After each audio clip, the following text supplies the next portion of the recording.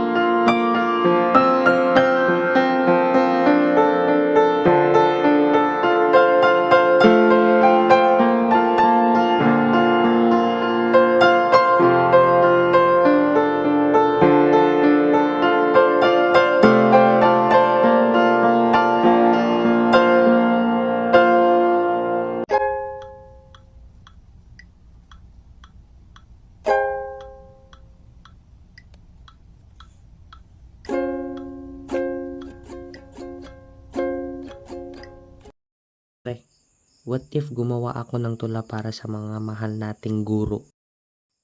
Ikaw bahala pre, vlog mo yan eh.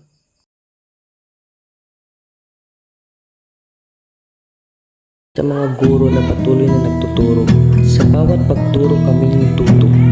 Pagtuturo na galing sa puso, pagbibigay aral ng kami matuto. Malaking saludo sa binibigay niyong kwento.